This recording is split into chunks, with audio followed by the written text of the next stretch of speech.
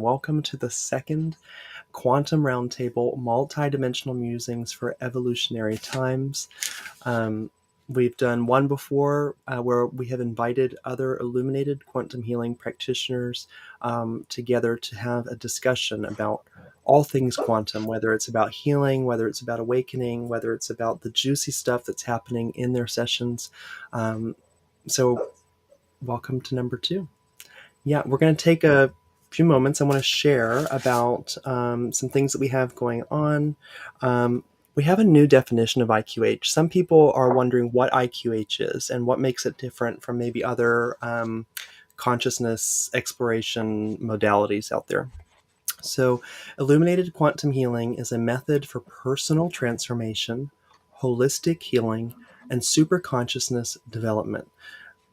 IQH practitioners guide clients through a multi-stage process to identify root causes of limiting beliefs and illness, reconcile stored trauma, and gain valuable insight to catalyze positive evolution in all areas of one's life. Through this process, clients experience instantaneous multidimensional healing through their connection to their higher self. And the higher self is that part of your consciousness that flashes that perfect wisdom for you at times when you need it.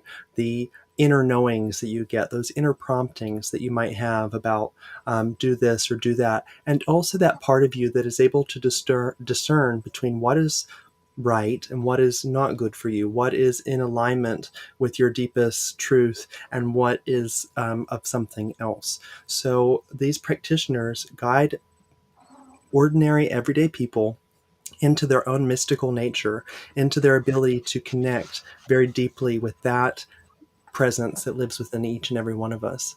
So you can call it the higher self, you can call it the soul, you can call it the superconscious mind, the oversoul. There's so many names that point to that truth of that principle of something vast and eternal that lives in each and every one of us.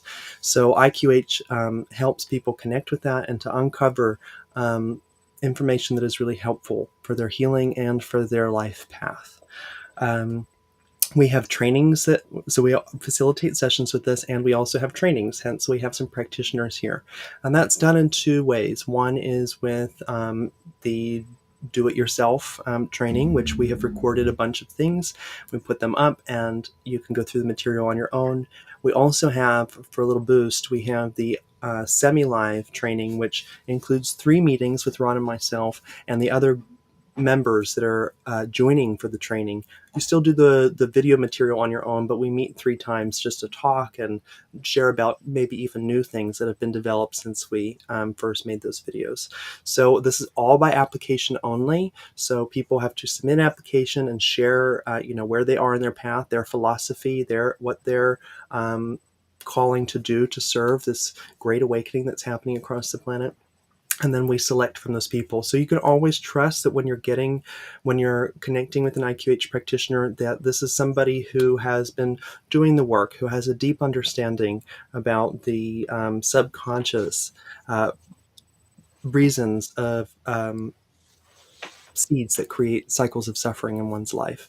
So here we are. We're going to go through a little introduction. We'll go through one at a time. We'll start with Nina at the top. You can just share a little bit about yourself, where you are, maybe what other services you offer. I'm going to turn something off while you're doing that. Go ahead. Thank you.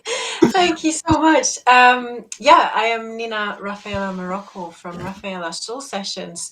I'm a quantum healer from Scotland, a little town in southern Scotland called Peebles. And I offer IQH sessions, obviously, BQH sessions, and kind of my own version of the 2. But I'm kind of as we go, as we learn and develop, we grow our own ways of doing the work. And I've been in that process this is my 4th year of being a quantum healer. So I have lots of things I keep adding in and building and growing and with my clients, and yeah, it's good fun. So I offer the individual sessions, but I also offer the mentorships, the quantum evolution mentorships. That's 3 or 5 sessions, and they're amazing. And I do intuitive healings and readings as well, and I use a lot of oracle cards, which is, I find it's a really nice way of getting that communication going with the higher team, and it can really help strengthen that connection and give confirmation to somebody that they really are on the right path and they know what they're doing. So I offer those as well. So yeah. Thank you, Nina, so much. We're going to go into Ria in a moment. We have another practitioner who's going to join us now. So let's open the circle. We'll see how her connection is as she joins. Hi there. How you doing there, Leanne? Hi. Can we hear you? I'm good. Can you hear me? I can hear you. There's a little bit of a lag, but it's okay. Yes, I can. With the video, but I can hear you beautifully. So that's good. Okay. Let's go ahead and start with Ria. So we're discussing who you are, where you are, and some of the other services that you offer. So my name is Ria, or Eleftheria, the full name. I am from Greece, and I'm located now in the south of Greece, in Peloponnesos. And I moved, since COVID started, I moved all of my work online. And I am also an illuminated quantum healing practitioner and a shamanic astrologer. So I offer my services online, and I also do some online workshops like group past life regressions once every month. And I'm working a lot with the new moon and full moon energies. I'm doing ceremonies which I offer personal moon readings and meditations and this kind of stuff. And yeah, that's all I'm doing. And I'm really excited to be here with all of you today. Yeah, tonight. Tonight for me. Tonight yes, for you. Yeah, tonight for here. Yeah. Bless you all. Yeah. And Leanne has gone. Is she still here? There she is. Hi, Leanne. Hi, so tell me where you are and what you do. Yeah. Yeah, thank you for interesting issues today. I live in southern Utah. I'm on the Red Rock, and I have taught yoga and breathwork, and I have 4 children. I love this BQH.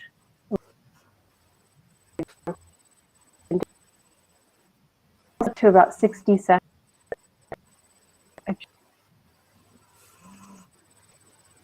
I was going to give it a moment, but can you hear us? Yeah. Yes, I can hear you. I think Yeah, I'm just going to place in my home. Yeah, and put in the background if the connection continues to be unstable. I hear you. Okay, good. Yeah, well, bless you. Okay, we'll see how it goes. I think maybe. Well, we'll see how it goes. Okay, so what I wanted to discuss, as you can see, the practitioners are coming from backgrounds, and also continuing to evolve the work that they do by weaving those things together, by continuing to educate themselves, by having open discourse. We all talk about what we're doing and how we're developing it, because we are the pioneers of consciousness, not IQH practitioners, but this generation of people on the planet. And this is our role. This is the invitation that we have as awakened beings on the planet, is to take all of these beautiful lineages, all of the wisdom that's been passed down to us, and to continue to evolve it and to continue to deepen it, so that we can continuously evolve more impactful, more meaningful healings and connections across the globe. So as you can see, we have people practicing multiple modalities that are very similar in their effects, just different maybe approaches or things.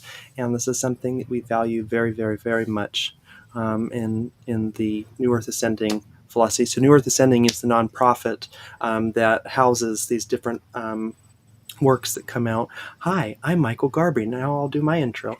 I am IQH was developed by Ron and I as well, but I've also put together a system of similar to what a Reiki 1, Reiki 2, and Reiki 3 would be, but it's expanded beyond that. I call that practice embodied light and guiding light. Guiding light being the teacher course, the level 3. And I'm also an author. I just put out a book called The Illumination Codex, which is available through our website. You can just go to newearthascending.org, and there's loads of information there. And I won't go into all of that, but yeah, super happy to have met these beings and to be sharing our work in the ways that we do. Leanne, your signal's looking great. You're like 4 bars all the way. Yeah. So, okay. So let's go into the first question, which is themes. What's coming up? What happens in your sessions? What have you been noticing? We'll start with Nina. Let me see. What have I been noticing? I have a lot of people who come to me who are at a crossroads. They're at a point where they have been going down the same path for so long, and it's generally been over the last couple of years they've had a big shift happen in their lives, or just a real deep calling to do something more with their lives than what they've been used to doing. I also have people who have, really, really suffered, deep suffering that they've not been able to shift. I get a lot of clients who have had years and years of conventional therapy and really not got very far with it. So, I mean, some people, it really is like a last resort to do this type of work. The other theme for me personally, I think, is I get a lot of new practitioners. I get a lot of people just coming into the work, and it's just such a unexpected but lovely thing to have people who have an interest in quantum healing, but don't really know if it's the type of the work they should be doing. Also work with a lot of healers as well who feel the call to work on themselves too. More recently, I would say the last few sessions, I would say it's definitely been about that real deep divine feminine womb healing. The last 3 sessions, I say, would be a lot of a lot about the womb and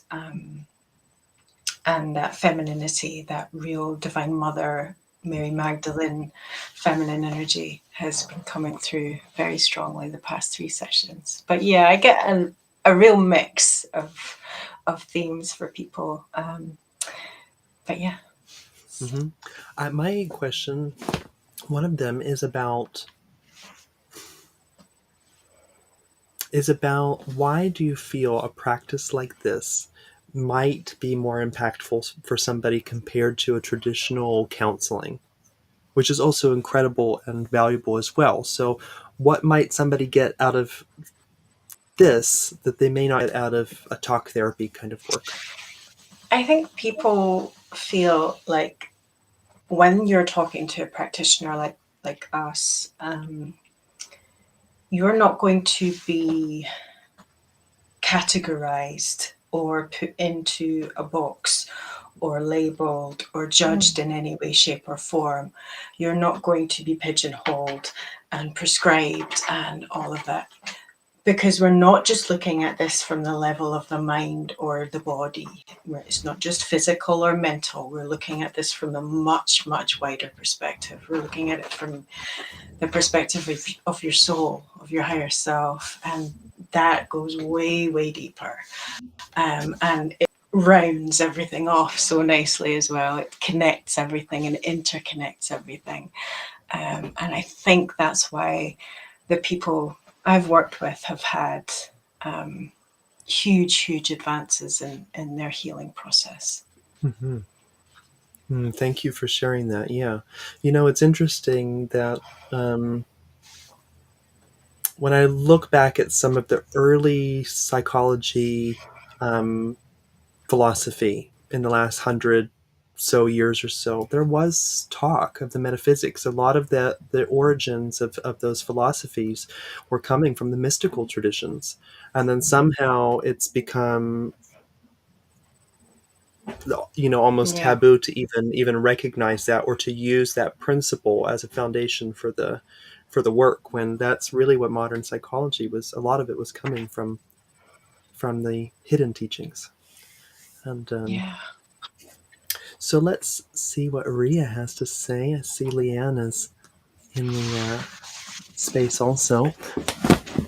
Ria, Hello. share with me what's been going on in your sessions. First, before I go into that, I would like to share something about what Nina said before, because I also find the same, that the people that are coming to me, they feel free with me. They don't feel this, that I will put them in the boxes. And this was a big thing, the big reason that why they come. When I ask them, why did you choose to come to have hypnosis or shamanic astrology? It's something you can go to a psychologist, and they say, they feel like they're going to a therapist or something, and they're this kind of like difference of like, I'm going for therapy, Mm-hmm. where when we work in, for example, with hypnosis, we don't, as Nina said beautifully, we don't put people, and we see them from a higher, see their life from a higher perspective, and we don't judge anything, and they feel that, and they perceive that, and they can also feel this freedom. So that I really want to say, because it's very important. This. Now Mm-hmm. for my sessions, usually people that they come to work with me, they come for finding the life purpose and their soul gifts. And that's also I will be focusing with shamanic astrology. I only focus in these things. And then I also go deeper into them with hypnosis, because it really takes you there, right? Also what Dina said, people are feeling that are not having guidance. They're feeling a little bit lost, especially nowadays. They're a little bit disappointed what's going on in the world, and they don't find how they can escape from all of these. They feel stuck. Actually, that's the main thing, feeling stuck in all aspects of their life. And and then when they come for hypnosis, they just leave new afterwards, like so clean, so much clarity, so much. You can even see their faces, how they come and how they leave, like completely different people. Yeah, it's amazing. Another thing that comes lately a lot, because I work with few women, was a lot coming about sexual abuse in childhood. And I was so surprised to see how many women have had these, and usually comes from family members. And also, as Nina, you said before, a lot with womb healing and finding healthy sexuality, because it was a lot. This woman had a lot of problem with finding the healthy sexuality and having actually a partnership, even a healthy partnership, and was all related to that. And then, of course, we go to other incarnations. There was much more with that connection, of course, and karmic relationships with the family members, etc. But this was the thing that comes a lot. Like I was also like, I'm also surprised how often it comes. I'm like, what's going on in this world, like literally. And another thing also, as you, Nina, said, was about the healers, because for me also it's the same. Like 9 to 10 people that they will come for session will be healers, and they will be actually doubting about the gifts, about the direction. But when we go into hypnosis, it's so clear. And then actually they say, oh, I kind of knew it was that, but I was not believing enough in myself to go for it. But now I go for it. And and it gives them this push, and they go for it afterwards. Like I see people really going for their gifts afterwards, even with one hypnosis session, believing in them. Yeah. So these are the main things. Another thing, I don't know if it's relevant, but it's a lot about a flood. This comes a lot lately. I'm like, okay. Like once I was like, okay, one person, then second person, and then also I was channeling and came also to me, and I was like, okay, it's a flood coming, and I didn't read anything. I was not into. I was busy to look in videos and stuff. So this is another thing from various people from different places from the world saying the same thing. Yeah. That's so cool. So there were a few clients that had the same type of imagery of. Yeah, about a flood, and also, I mean, the spaceships also is a thing that come a lot. Like lately, like spaceships, like most of the people go into spaceships, or they are saying about spaceships, and it's a lot of like the presence of like Andromedans, Syrians is it's very present, and it comes a lot, like very more than before. Yeah, I can also Mhm, see that. Yeah, mhm. yeah. One thing I want to speak to, and I see Leanne's waiting for us. I'll let her in after I make a little comment on this. A few things. One is the flood imagery. I know this is something really common with in the awakened community of people having dreams or things coming up in the sessions as well. And this could be a multitude of things. It could be an actual physical event of some kind. It could also be symbolic of emotional flooding. It Yeah. could also be symbolic of an outpouring of light from, of divine light coming through. There's so much, and each of them may be similar, and like when coming through different clients, and they could all mean the same thing. um, the other thing I wanted to bring up was the ET thing. This comes up a lot in a lot of our sessions. Is that there's communication, there's connection, there's ancestry from beyond this earth, and possibly even happening simultaneous to one's physical life. So once we start talking about these kinds of things, we're really starting to go into multidimensionality, infinite life. So if you're somebody who is not so sure about reincarnation, maybe you don't believe in it, maybe you come from a tradition or a religion that doesn't believe in that, and may even have a negative look on somebody that might think about those things, that's totally fine. The sessions will also work for somebody who absolutely doesn't believe in reincarnation or past lives. Yeah. And so you can even think of the imagery, if you're not ready for past lives yet, or to entertain the idea that you've lived before, or yeah. Then think of the imagery and the information as being just helpful information from your subconscious that has meaning. There's emotional themes. If there's it's evoking some type of insight as you're seeing the experiences. Well, some people see them, some people hear them, some people just feel the information coming through. But that there is this dialogue happening with the practitioner and the client about what's being evoked in these sessions. And then by the end of this session, I think Nina and I were even talking about it before we got in about this architecture of the session that just happens.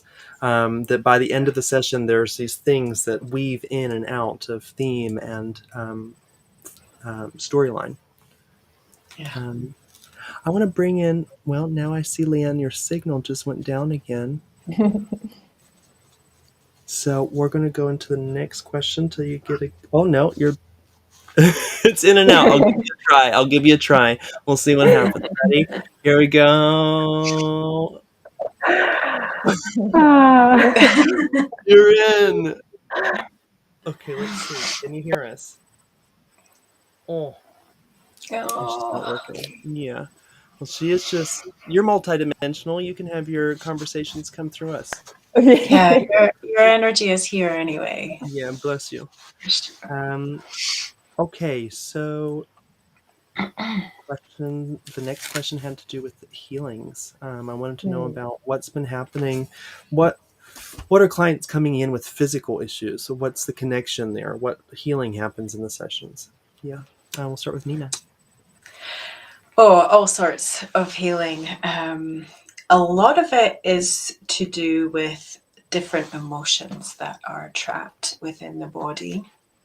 A lot of them have come from experiences within this life, but many of them also come from experiences in other lifetimes, or have an emotion that has attached in a lifetime and has stayed with you through multiple lifetimes, and has carried through patterns of disease, of struggle, of trauma, of depression, of whatever it is, throughout all these different lifetimes. So there'll be this a theme that, and it will just be carried with you, and will likely manifest in some form of ailment within the body.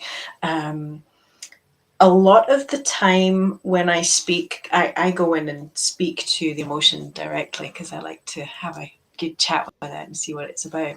A lot of the time it's to do with fear. There's a lot of fear in people's bodies that attaches, and sometimes we can release it with one session. Other times you've got to dig deeper and deeper, and more of it will unfold, and more of it will be ready to release.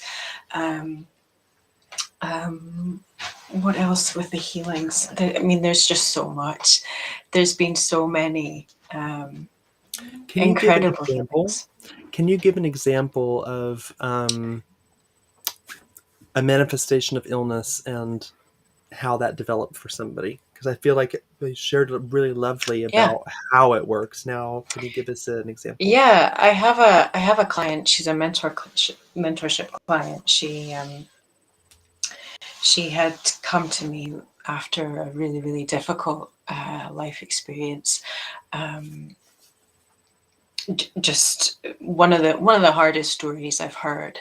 And she had colitis, and she had tried so many different ways to try and get this under control, and it wasn't. And we went in the first time, and they said it's a lot to do with fear. There's a lot of fear in there, and they didn't go too much deeper with it. They only let us do so much.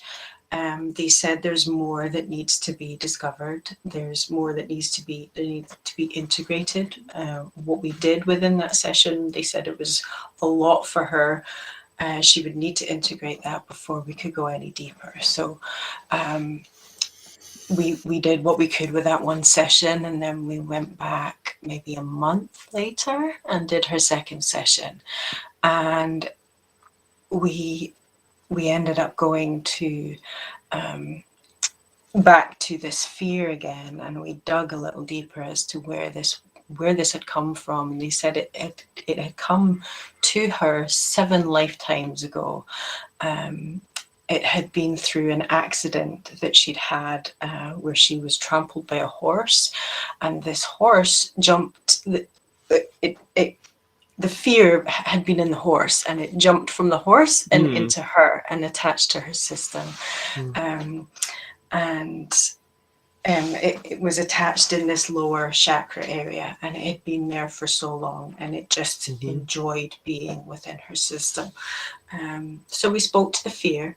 I had a long chat with it. I got very well acquainted with it. And I asked if it needed to be there, and if we could let it go, if we could let it release.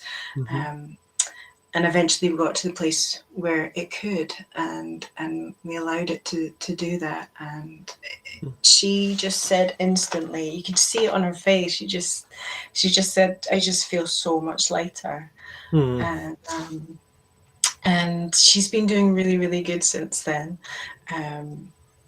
Wonderful, in fact. And yeah, it's an ongoing thing. It's hard to pinpoint one specific healing that has jumped out at me, because they've all been incredible.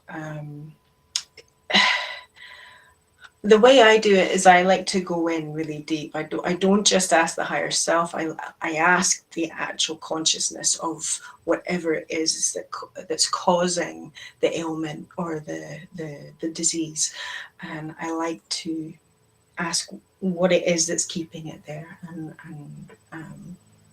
that's how I can do it. Beautiful sharing there. I think it's a new concept for much of the world to think about the manifestation of illness or disturbance in the body as having some level of consciousness itself, that it has an intention, a purpose, a desire. Even when we're talking about these thought form attachments that happen, this transference that happens, we are talking about emotional patterning.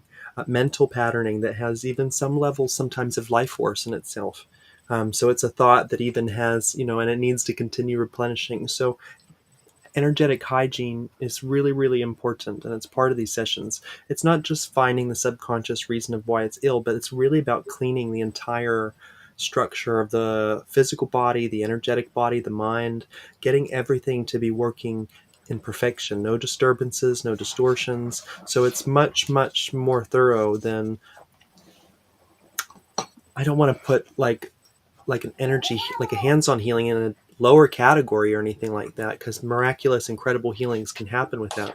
But with these types of processes like Nina's sharing, you can find so much information about what's there, what the purpose is, and what is needed to understand to bring everything back into perfect health and balance. And like Nina said, sometimes it's a layer of an onion. You bite off a little bit, chew it, process it, and go a little bit deeper the next time you work around. So there's much, much benefit in having multiple sessions. Let's hear from beautiful Ria. Yeah, I totally agree about what you said about the connection with the emotions and the thought patterns and all of these. Totally. I would share a little bit about my experience. What I realized that helps people the most, it's to understand why this is happening to them, because they always come with this question, why this is happening to me, and they have kind of like anger almost towards the thing, the disease, or to themselves. Why me? And when we speak with this consciousness and it says why and what it's doing there, it's kind of a relief already for them to understand why. And I think just because making sense of what it is, it's already starting the healing process. And the process is very different for everyone. That's what I understand. Somebody can heal in one session. Somebody can need 2 years, 5 years, multiple sessions, but this is very personal. It depends how open is the person to really take the healing and go forward. So it's not sometimes when the people need to come multiple times, it's because actually they are not allowing the energy to flow through them. They have this subconscious blockage or belief that they cannot actually heal. And some of them, you see them, they just come one time and they're just like, boom, like they completely go to the next level. So, and I also want to say that there's nothing good or bad with it. It's not somebody is doing better or worse than another. It's just that everybody's so different and they have to work through different layers, as Nina said also. Because, for example, somebody can come for a pain in the low back, and of course they will tell that can be, for example, economical problems in this life and having a lot of stress.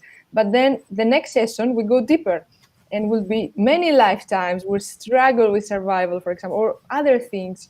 And more and more we go, more we clean. And this is also very important, also to have multiple sessions, but also to for them to understand why this is happening, and willing also to change, because it's all about them to decide to change.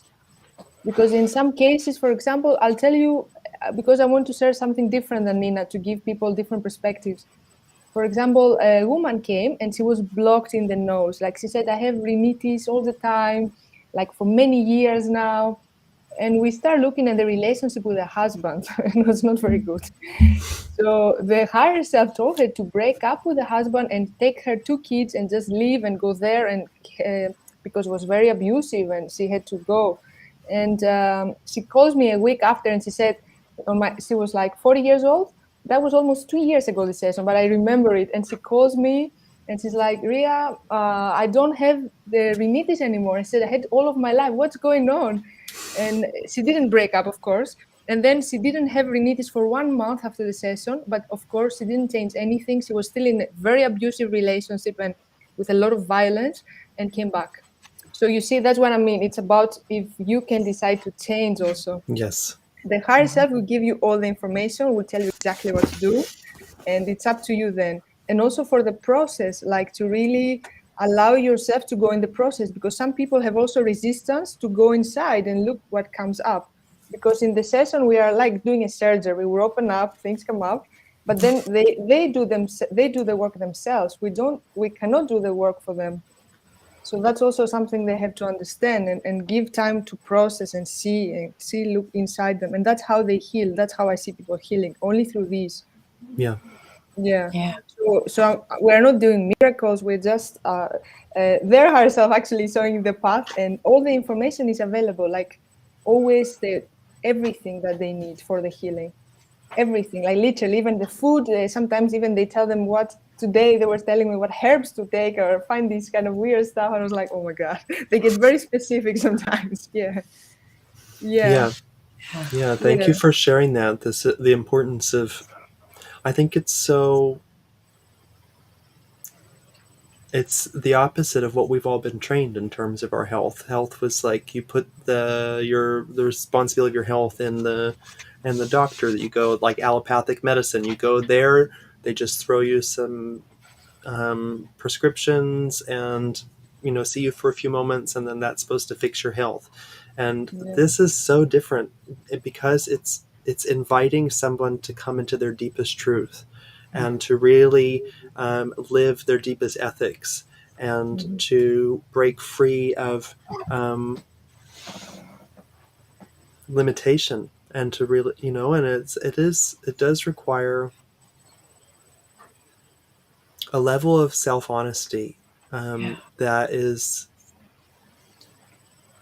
what a beautiful invitation. It's like, will I follow what I already know is like really the best for me, what is Mhm. really like my truest joy and my truest truth, or will I continue to numb out, to stay in habit, and avoid myself. And that's really, I mean, there's the mantra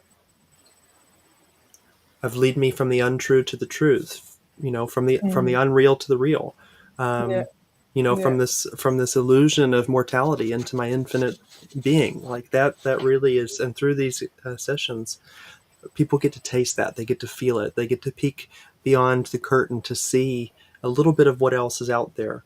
And I can understand why. Wow, what an initiation to be so willing to be able to let go of everything that you've, the Yeah. whole structure that you've made yourself up to be and not to be, and all that kind of stuff. And Yeah. um, Yeah. Some people are scared to heal. They're scared. I've worked with some people who've had some really serious ailments, and I worked with one client in particular who had a very serious accident, and here we are a decade later, and she's still unable to walk, still struggling with pain every single day of her life. And she sat there with me and just said, I'm scared to heal.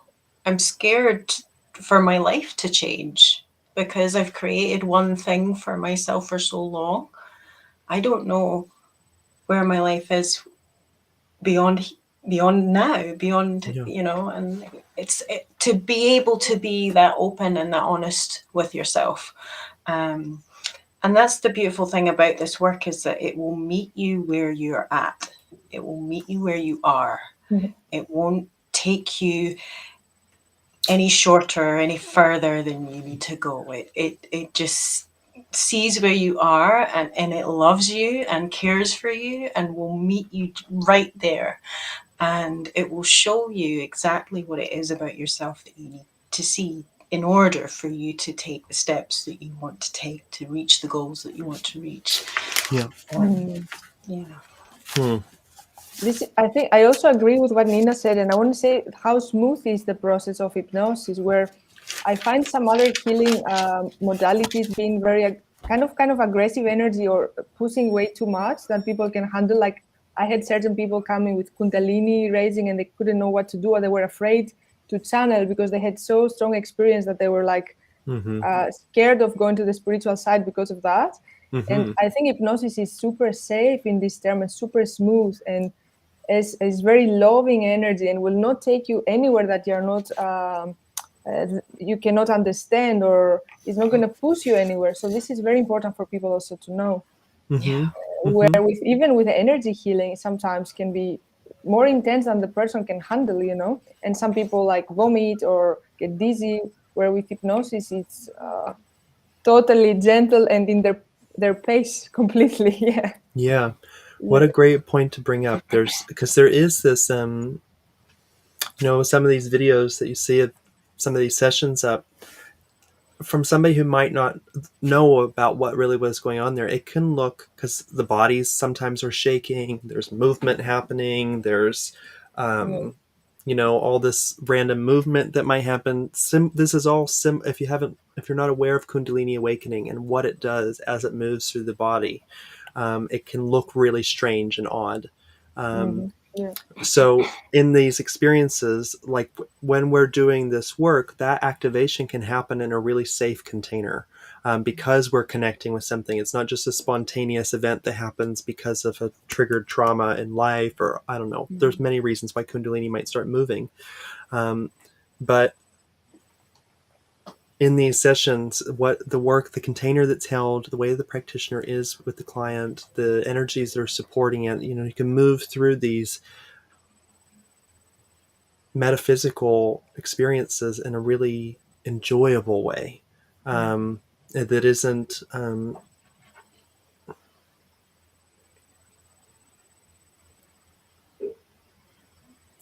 just a way that feels enjoyable, feels natural, feels digestible, safe. And for those that don't understand what hypnosis is, I've been reading into some. Right now, I'm reading a book called The Secret Doctrine. It's a very old, like not too old. It's only 100 years old, or 150, 1888. It's one of the more recent sharings of the secret teachings that have been held by different traditions over different times.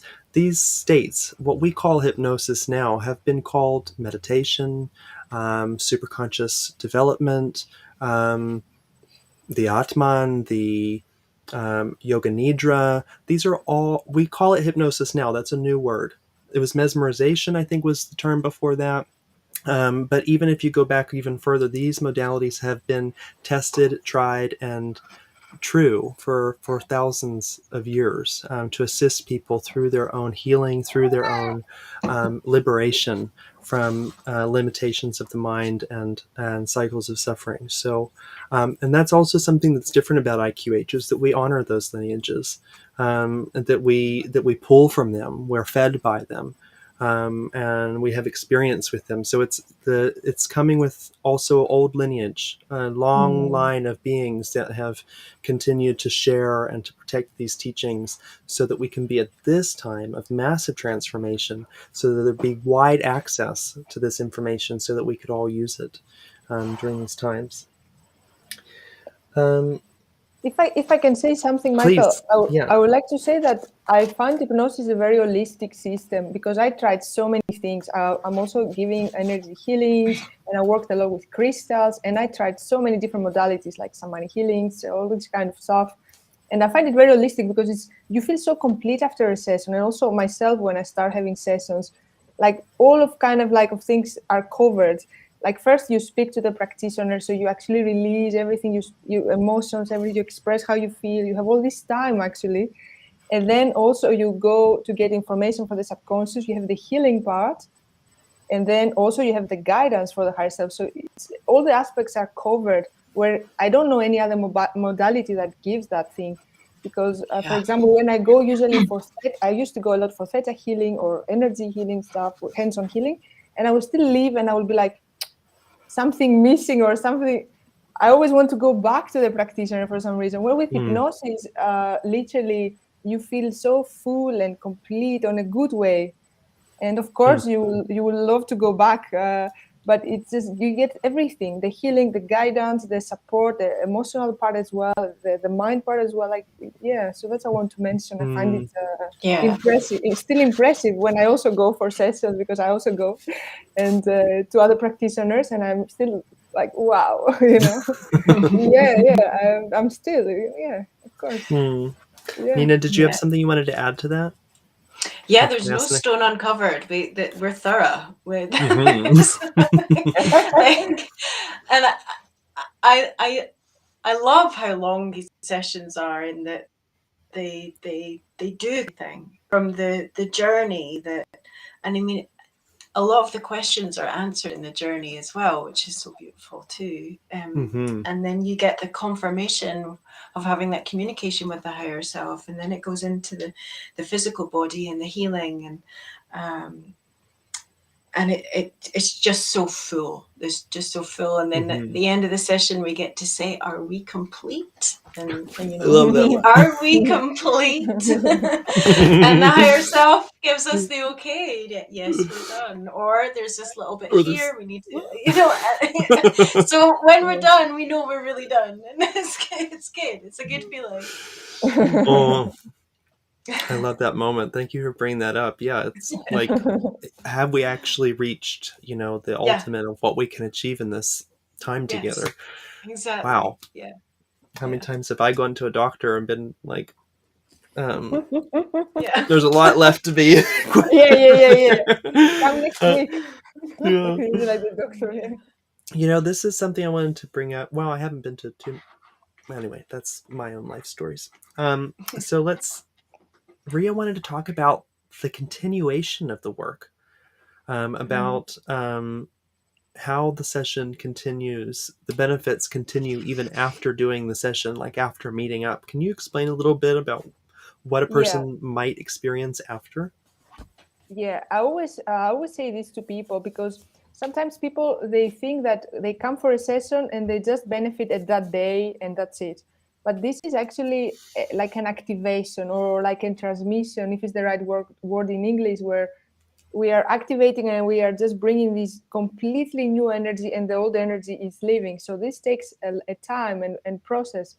And also, I always say to the people to pay attention to the dreams, because in the dream stage, again, they enter the theta waves, the same ways when we go into hypnosis. So the process continues. So they can receive prophetic dreams.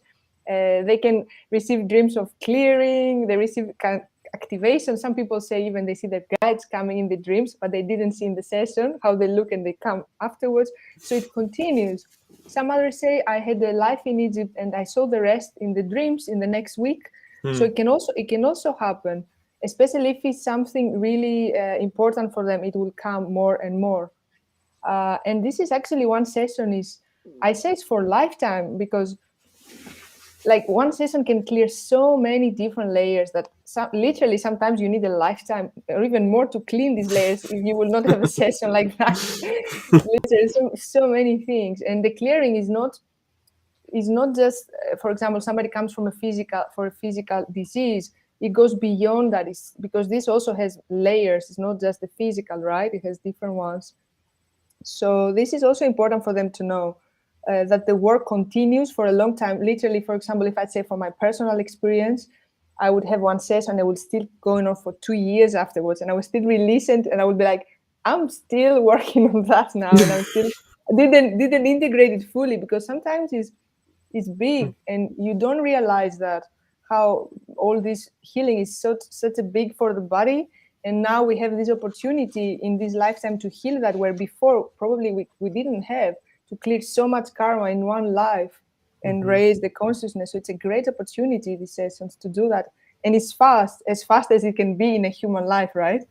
But still it takes time to process. And yeah, that's important for people to know, that is not just like you're going for any other kind of type of healing, because this is different. It's the deepest thing you can do with a subconscious mind. It can really works on the root of everything. And even I say to people, it can change your future, because changing now, clearing the past, is changing your future. Now you're stuck, tomorrow you live in abundance. It can happen because you're healing that and releasing and bringing in. So it's that's so powerful. Yeah. It's And so much more. and I see it in my own journey, and I see it in people happening. I see people really being successful after realizing some stuff, going for the goal and just opening up. Yeah. Yeah. Yeah, there's I'm happy that you're bringing up this accelerated growth, this accelerated healing, and because normally what happens if you weren't seeing a practitioner like this, or actively seeking out higher knowledge related to certain issues, what happens is these experiences are recorded. A lot of times, let's say there's a trauma in a past life. The trauma could be something, I don't know, watching your house burn down and your family's inside. That's a really powerful emotion. It's powerful thought patterning. It's powerful energy moving in the body to the different body parts. It's too much to really experience the fullness of it at one shot. It would burn up the nervous system and the consciousness. So this body does this incredible thing where it holds on to it. It's kind of like putting a pillow over something that's loud. It kind of dampens it a little bit, holds it in a little bit, and then hopefully over that lifetime, that information is going to be released from the body, from the mind, thoughts are corrected, all that kind of stuff. Now, what doesn't get, and what that information eventually becomes is virtue. I understand why that happened. I understand my part in that. I understand the nugget that really illuminates what that was trying to teach me. Now, if that lesson, if that virtue hasn't been uncovered, if you will, from the experience, then those things will stay in the background, and people come into our life, circumstances come into our life that do this clashing. It's a clashing of some kind, and what was hidden, what was in the unconscious, what was in the deep in the hidden parts of one's consciousness, then erupts and comes forward into consciousness, into form, so that it can be experienced, let off the steam of it a little bit, have another opportunity to get another look at it. And I'm sure all of us can recognize cycles of that happening. Same thing again and again. I respond the same way. I shoot myself in the foot again again, sometimes literally.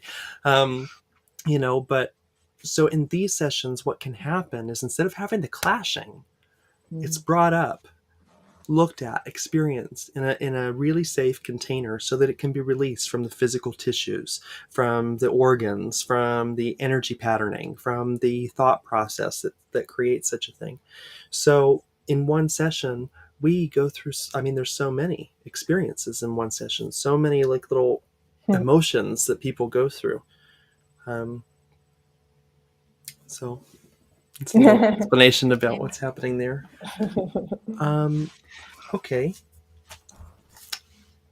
From this, is there anything else that you two were feeling like you wanted to talk while I'm thinking of something else to discuss? I think with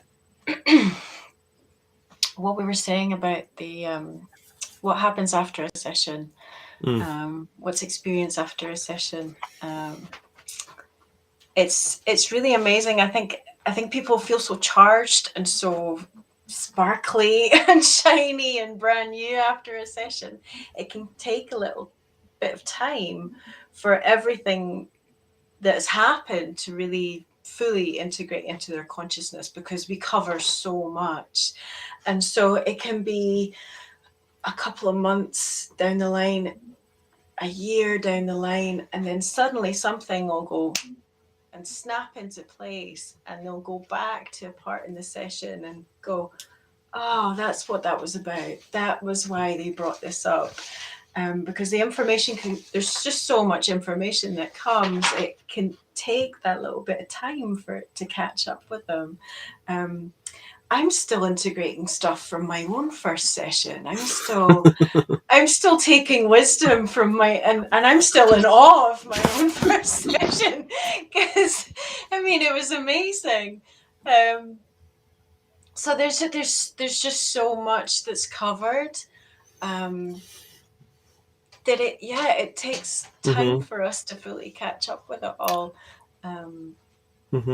And I think what you were saying as well, Michael, about there's things that come up in your life, those patterns that reappear. I'm also noticing that I have a lot of clients who have family struggles, family issues that keep coming up, that they can't seem to get a handle of. They don't understand why the dynamics are the way they are. And with these sessions, we can really go deep into the understanding of what these contracts are on a soul level, and what you have planned before you've come into this life, and the reasons for the relationships being the way they are. And I think there's a huge amount of healing that comes in that, when you can understand at a much deeper level why you have these relationships with one. It can really heal those relationships as well, in a beautiful way. And that just kind of popped in my head as you were speaking, so I wanted to bring that. Yeah, Rhea, do And you I have think, something you want? Go ahead. Sorry. no, sorry. I think it heals not only the person who's going through that experience.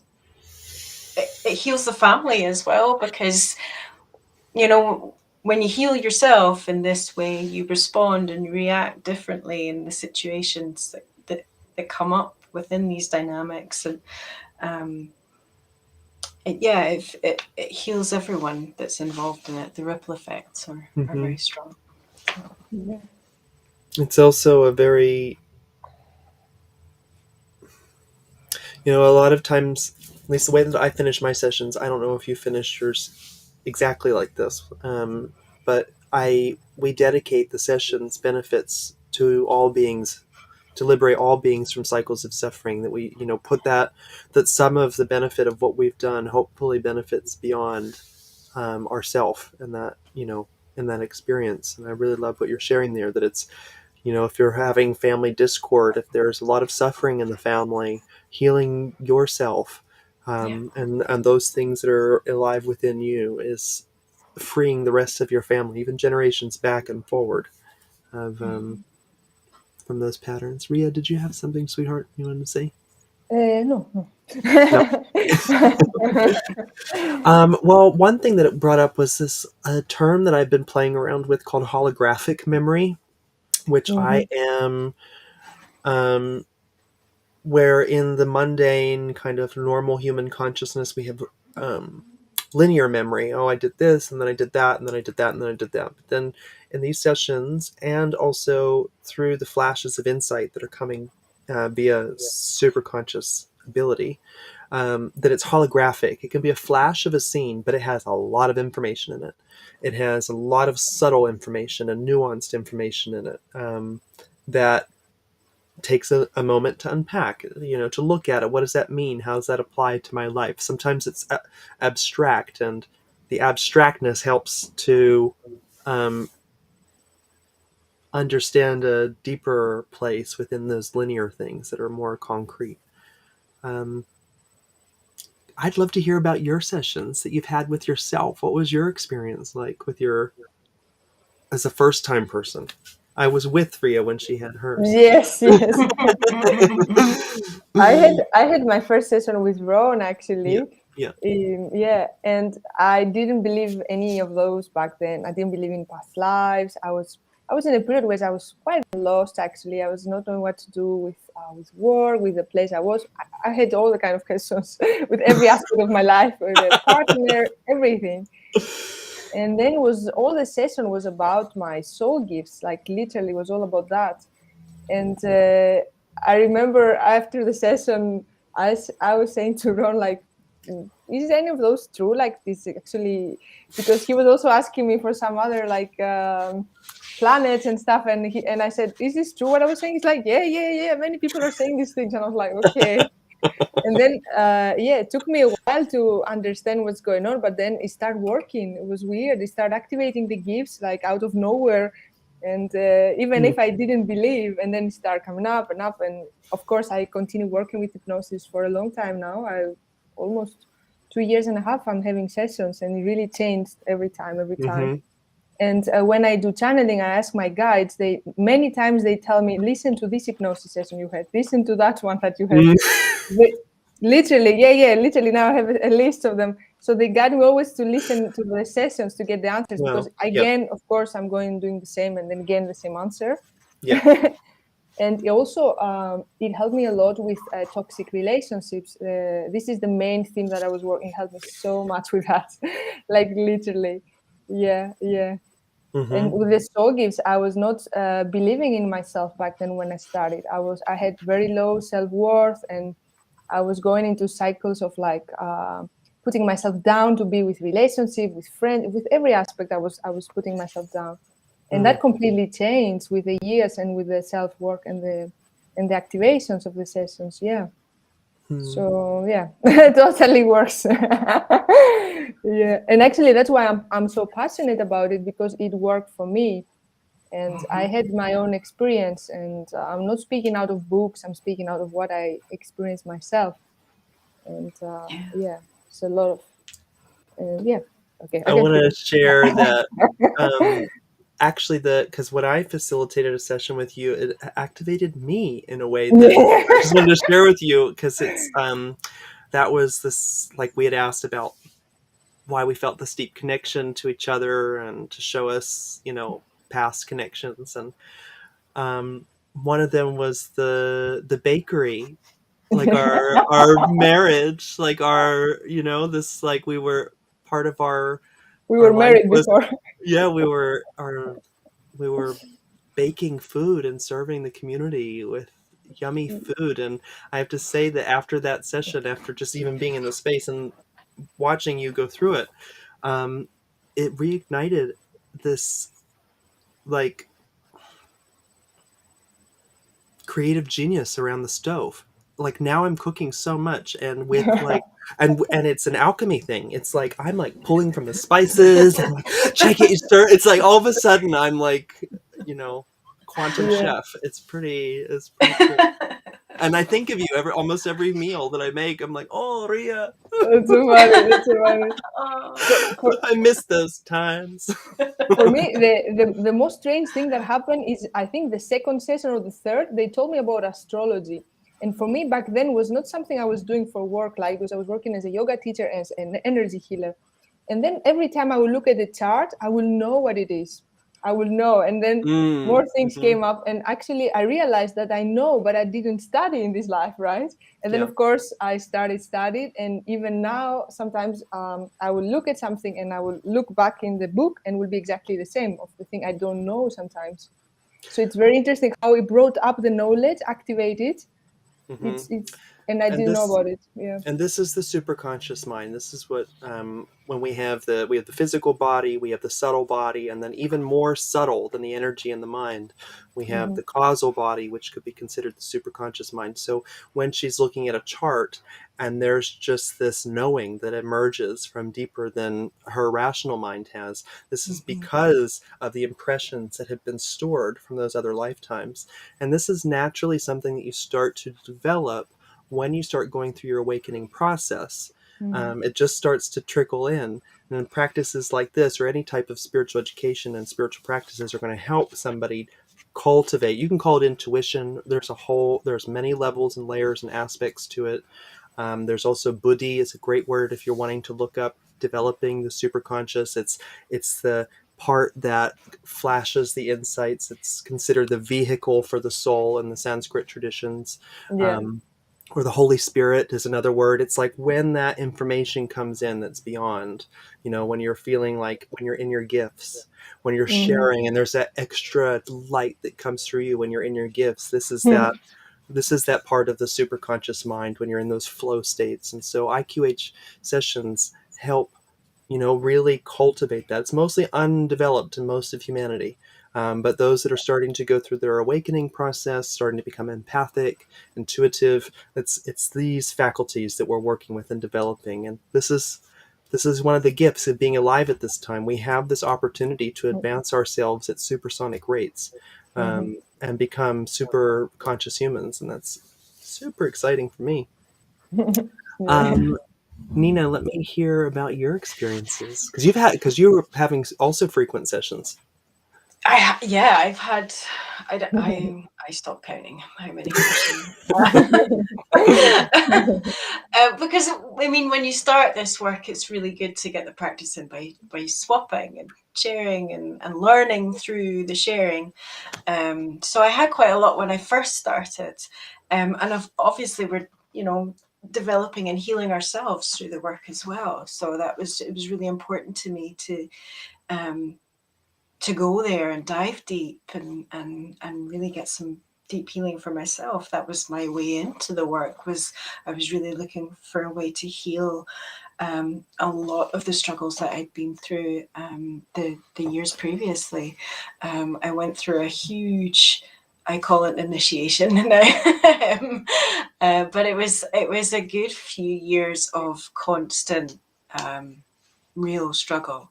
And I needed to find a way to make sure that I was okay so that my daughter could be okay. Because I knew that, that I didn't want to pass what I had been through onto her. And that was my main goal, was making sure that I could clean myself up enough to do as little damage as possible. And she was really my inspiration for healing in a lot of ways. And my first session was actually a BQH session. That was my way into the work, was BQH.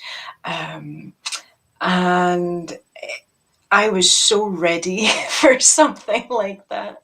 I didn't know what it was at first. I just agreed to do it because I was looking for something that might help me. And I just dived in, and it was just all that magic inside of me that had been suppressed for so long with just being human suddenly was allowed to be, and was allowed to flow through me and out of me. And a lot of it was about healing a lot of my anxiety, and where all that had stemmed from, where that had come from. Because I knew that I had something really lovely to offer the world, but I was just so scared, and I had very, very low self-esteem. And so my very first session was a lot about healing those things, and was definitely a recruitment session. It was showing me that I was supposed to be doing this work, and it also really showed me how connected I already was to my higher self, because a lot of the information that came from my higher self was stuff I had already heard myself say to myself, and it was stuff that it's already in my awareness. I just didn't have the confidence to really believe it, and to hear it come through my voice saying these things. And my conscious mind's back there going, hey, she's really got it together. Like, she really, I wish I could be like her all the time. And hearing this all coming through as my higher self, all this wonderful information. And I'm like, wow, this is something really amazing. So I came out of that session, and I just had a completely different view about life and about the world. My first IQH session, wow, that was out of this world. I have to say, it was quite literally out of this world. Yeah, we connected with my Arcturian aspect. So we connect with all these different aspects of ourselves, and we can take on their abilities and use them within the work that we do. And that was what that session was about. And it was a lot about healing my struggles with birth, with my pregnancy and womb and things like that. So we're using a lot of the light language from the Arcturians to heal a lot of that stuff. But my body was moving and convulsing and doing all sorts in that session. There was a lot going on. It was full on. It was really amazing, really amazing, and a totally different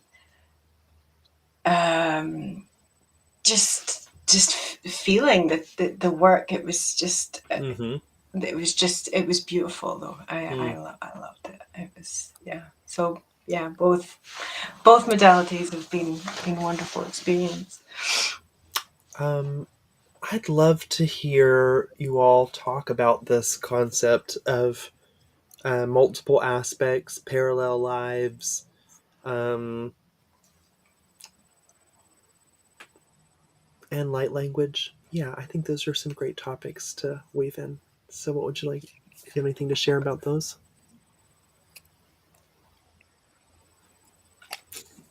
Oh, which one? I don't know. I was waiting to see who was most excited. was like reading your faces, like who is on whose website I'm talking Who did about. he ask? You said about light languages and parallel lives, right? Yeah, Yeah. and like other aspects, because I think we use those terms because all this stuff is like really Yeah. familiar to us. But what does that mean to somebody who's so new? Doesn't. So the light language is it's a super tool, I will call it. So yeah, it helped me a lot. I discovered it also after, I think, my second or third hypnosis session, that I was actually able to channel the light language. And I think after I did the full course of training with Michael and Ron, the practitioner training, then it was, so totally activated afterwards. we did a lot of that. And I think it's very helpful in the process. And I also do it during some sessions. I feel and I do light language. And also some people, they do it, even they don't know they can do it, they just start doing it, and for healing. And it's actually just channeling from, how to say, other energies from other kind of existences that are in a higher energetic space than we are. Is nothing really. I don't like to connect it so much with extraterrestrials and stuff like that. More like higher, like dimensions that actually the light that they have, they channel with this kind of like vibrational words or whatever it is here. But it really helped me, the light language, for my personal healing. I do it for myself a lot, and actually I will have a swollen finger. I do light language. I will just go. It's very powerful. So that's my experience about that. And the parallel lives.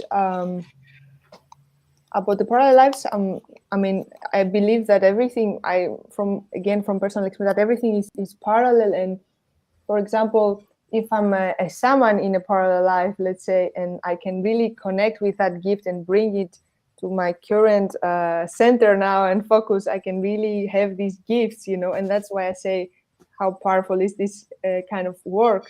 And that's how it worked for me. I connected with different soul gifts from different parallel lives, and I bring them back. And sometimes they stay as soul fragments in parallel lives, and until you call them back, you literally have to call them back, and then you can just they can just integrate in you. And this can happen. Can you share with that, like when it integrates, how do you use that information? Like how is it helpful for you? Maybe. For example, if I would have a parallel life, for example, doing something bad, using magic, let's say, with a bad intention, and now I'm blocked to use my magic on my throat because I was doing like bad spells or something like that. You naughty girl. Which is now, and then sorry about that, and then I will go to this parallel life and clean that and reclaim my gift and heal this part and this wound, and that can also open completely new doors for me, because this is the karma is clean. Now I'm manifesting a completely new reality, and open door is there for me, right? That's how I work with it and I understand it, especially with the soul fragments. Like literally something tiny can have happened somewhere, but it can be such a big trauma for someone. And if you don't release it, even the person maybe didn't cry enough, you can still store in the energetic body and come now and be like, oh, I still feel this knot here or there. And like, we can find it, what it is, and release it. Yeah. I don't know if Thank I'm you. clear to what I I think mean. you're crystal clear. Okay. Thank you. You sound great. I'm the same way. Sometimes I just spew a bunch of stuff out and I'm like, I hope it was understandable. Yeah. And people seem to think it's okay, so I think it's okay. That's good. Okay. Nina, what do you want to share?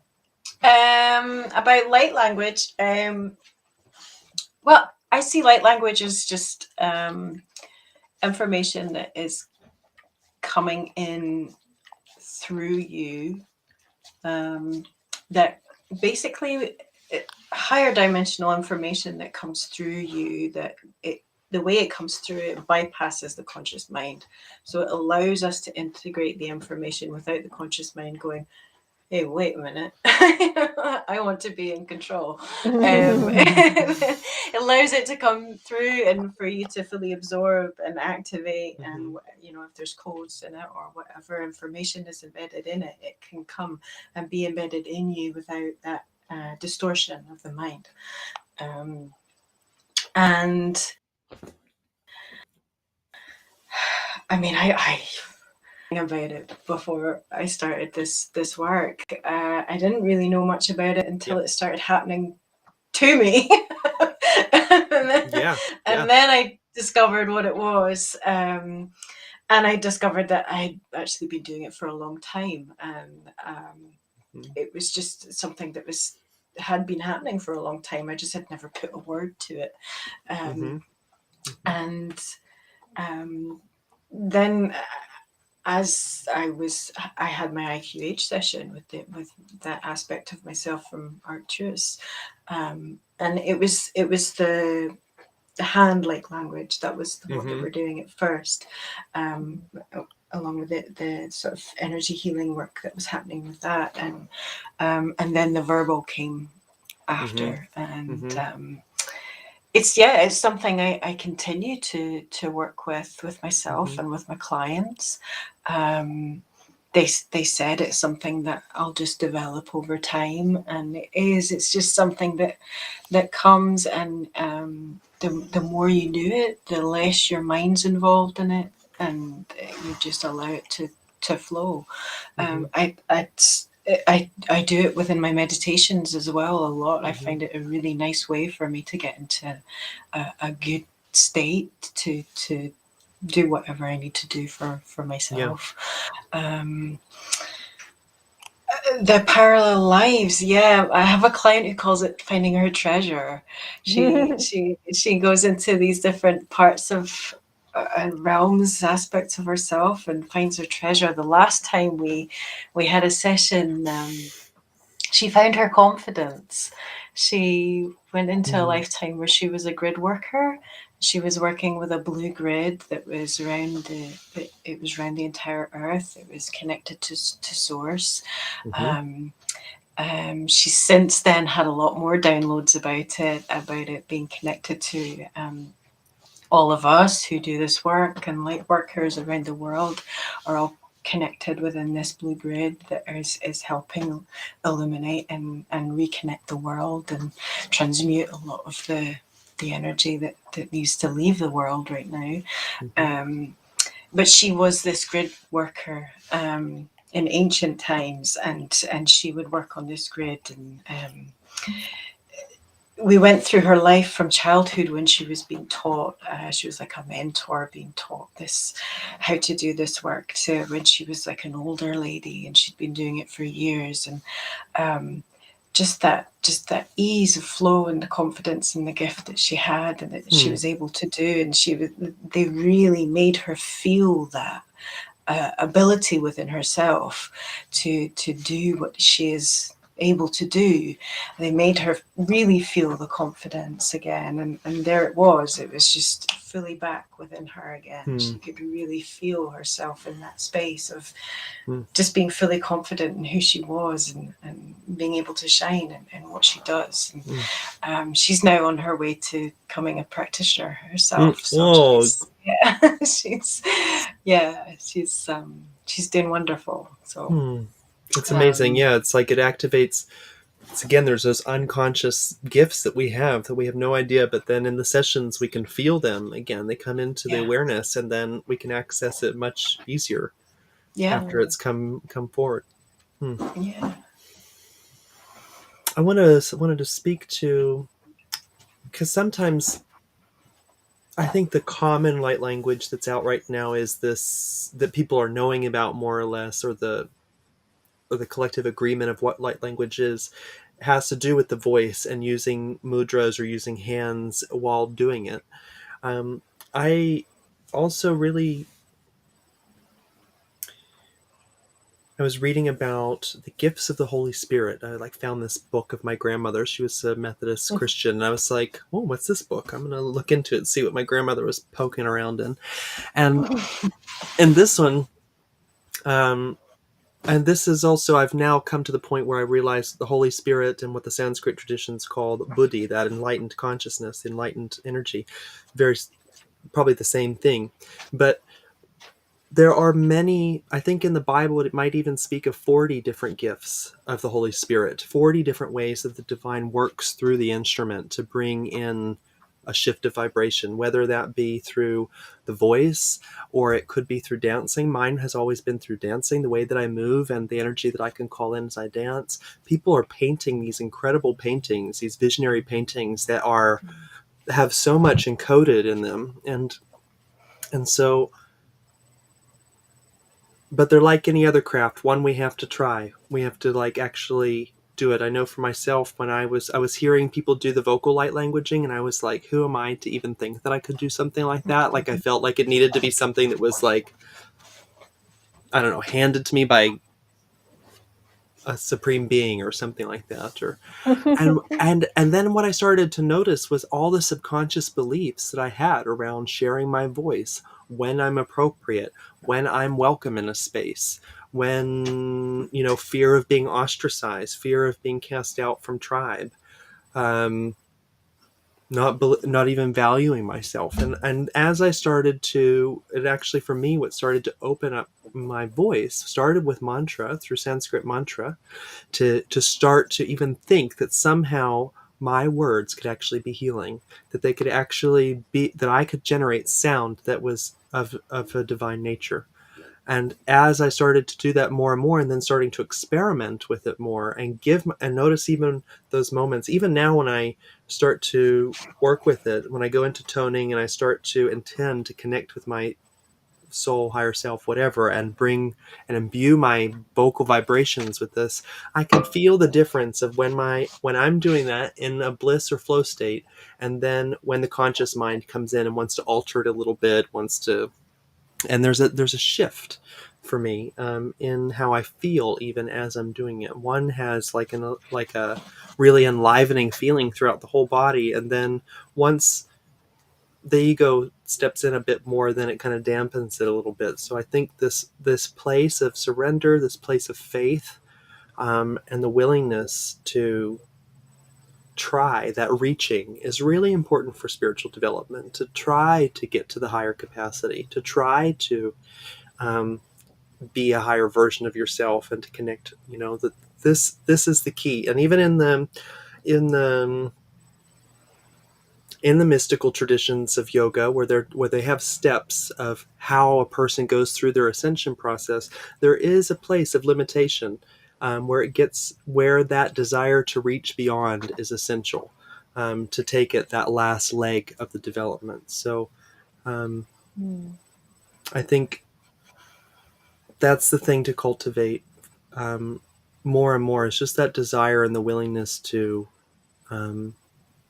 evolve yourself beyond what you've known already and embodied.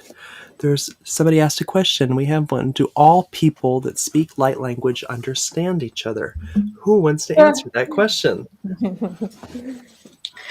I think the word understand is maybe where the limitation lies, because we're not speaking it to be understood. We're speaking it to be expressed, because we know that there's information encoded within what we're saying that is going to be ultimately beneficial, whether you're doing it for yourself or whether you're doing it to aid somebody else's healing.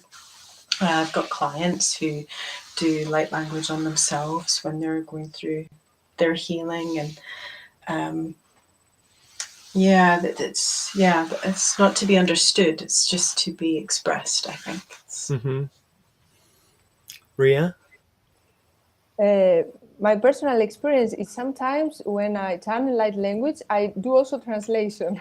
Lately, the last months, and actually, the last 6 months, I was channeling some songs in Portuguese.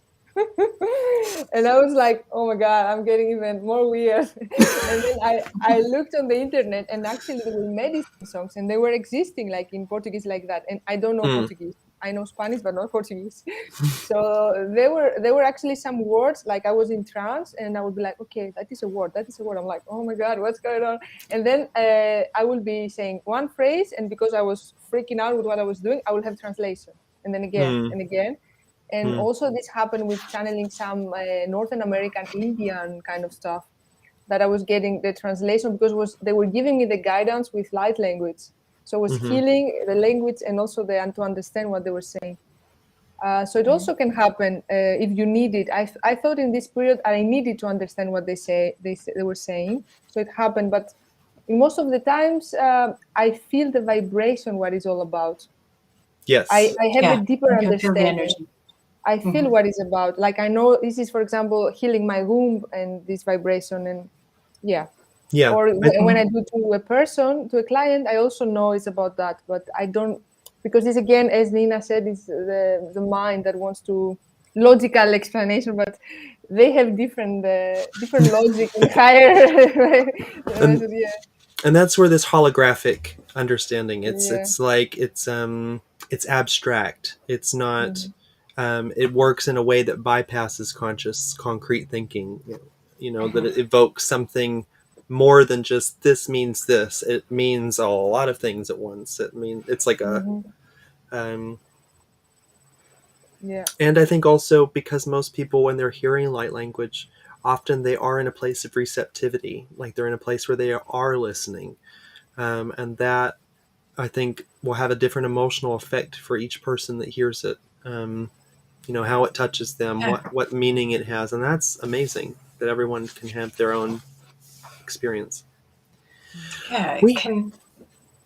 Go ahead, Nina. Sorry, I was just saying it can activate those intuitive senses of just knowing. If you listening to light language and you're hearing it, you just sort of allow your mind to stop and just feel whatever images or impressions come to you. And I think that's the way of interpreting it more than what they're actually saying. Yeah. Well, we're coming, I think, towards the close. I'm just going to feel into if there's anything else that we want to talk about. It's been really fun being here and discussing these things with you. Yeah.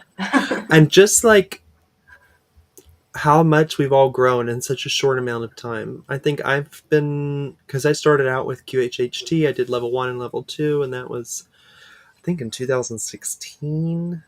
Maybe. And at that time, I never really did share any of my personal stories with the sessions, but it was all so new to me. I had so much conditioning from my culture and from my family and the religious upbringing that I had, and a lot of low self-value. And I went into both of those 2 early times that I was hypnotized really afraid. Like my ego was really terrified, and really I even felt that I might be doing something against God. That's some of that religious programming, and probably from other lifetimes, not even just this one. But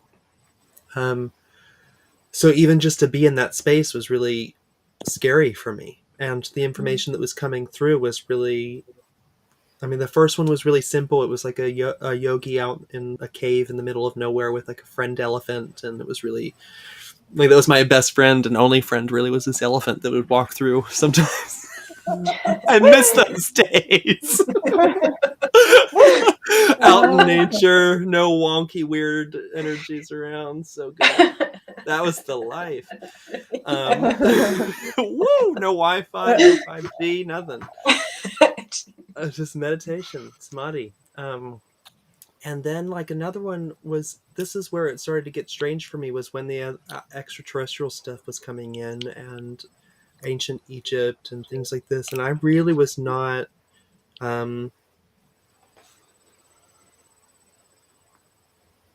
I was just allowed to peek a little bit, and then I had to work through all the stuff. And now after all these years of like looking at it and working on myself and understanding, I think what was really important for me was to understand the mechanics. And that makes sense because my path was also to create a modality, but I needed to understand the mechanics of it, or the philosophy of it, so that I could really understand what I was going into. And some people are like that. Some people are, purely in faith, and then others need knowledge first to build up. And I was that person. So when we're teaching new practitioners and talk about those clients that come in that are a real challenge, I know, and I have so much sympathy, because I was that. Both sessions, I stopped them. I sat up off the table, like after the first images came through and the first conversations, I sat up and I was like, no, we're not doing this, and left. Wow. It's like, not happening. Nope, that does not fit to me. I'm not that. And then what ended up happening is years later now, because of, I wasn't quite ready for everything there and to work with what needed to be looked at there. And it's come up in other modalities. So it's like, oh, that's from that first session that I had. And I was, and here's the rest of the story. So Yeah. it comes, the information comes in an appropriate way to trigger what needs to be moved and looked at. And it really, just to loop it back around to what we said, it's really up to us to really take that information and work with it, or to continue, avoiding our deepest truth. So. What comes around goes around, though. Eventually we'll have to look at it. So, beautiful angels, this has been so much fun. Is there anything else that you want to say? Any burning desires of share that you want to say? I just want to say thank you, actually, for organizing these and bringing all this information, because I think it's very important.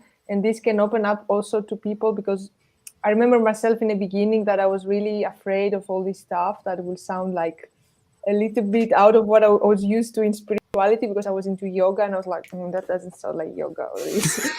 So even like talking about spaceships now and light languages, like, and I know it's a lot going on in the new age kind of stuff that I'm not into that at all right now.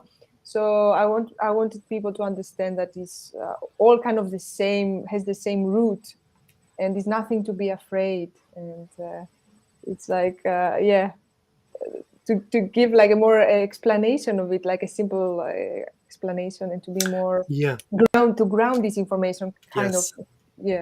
And I think it was this kind of conversation today, and I'm very happy actually to be here.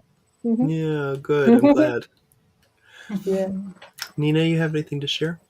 Yeah, again, thank you so much for having us on and giving us a way to get our voices out there. And just thank you for what you guys are doing, because you guys are doing so much for this world, and it's a really beautiful thing.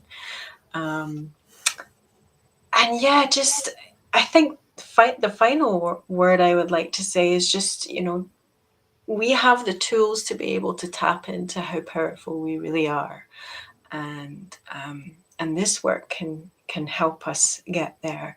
And I think that's something that's really important for humanity to remember right now, is how powerful we actually are, and that we can have the reins. We can do this. So. Yeah, thank you so much. And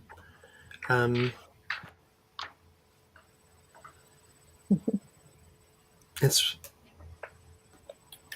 it's so valuable to be connected in this way for me right now, because I'm in a place where, because there's so much change happening and relationships changing, relationships exiting, new ones coming in, things happening with censorship on various ways, and sometimes I'm like missing connection. I'm missing feeling quite alone in so many ways, and not really understanding how I'm being received. Not that it really matters. I mean, ultimately I have to be good with myself, and my alignment, but I think it's really important to share how we feel about one another, and to share what we mean to one another in a time where so much is being tossed around as what's important to talk about, and what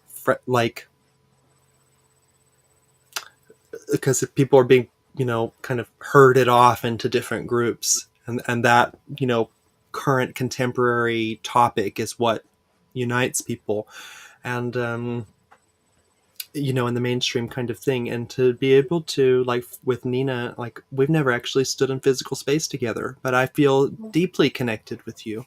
And Ria, we've met a few times. Same thing. It's like there's the moment I met Ria, it was like, who are you? I've known you for a long time. And just it's just such nourishment and so replenishing, and just want to honor both of you for also probably the same things that you're going through as you share your truth and share the information that you carry and come into new embodiment because of what you're being invited to share and to hold space for. And I know it comes with gifts and also the uncomfortable parts. And I just want to honor both of you, and I see you both as honest, transparent, trustworthy human beings that are here to really give from the heart and to assist. And so thank you for following your heart. Yeah. Thank you, Michael. Yeah. Well, just so that we can finish this in a good way, I just want to thank the infinite that we are, and to have this experience of duality and separation and struggle and strife so that we can know ourselves, so that we can mirror to one another the truth that really lives within us, and to have these intelligent discourses where we go into the mystical, into those places that we have so often been told not to journey. And may we go into those spaces evermore and bring the gems forward and the medicine to the people and the love that wants to be shared so freely upon this planet. So I'd love to dedicate all that we're doing now and will do towards that liberation, towards that ultimate salvation and awakening. Bless all of us. Every blade of grass, every atom here and beyond. Thank you all for playing a part in this unfolding. Yeah. Beautiful. Yeah. Bless you. Be well. Take care. Thank you. Yeah. Enjoy. Good night. Good night. Good night. Good night. Yes. Totally. Yeah. Bless you. Yeah. Ciao, ciao. Ciao. Bye.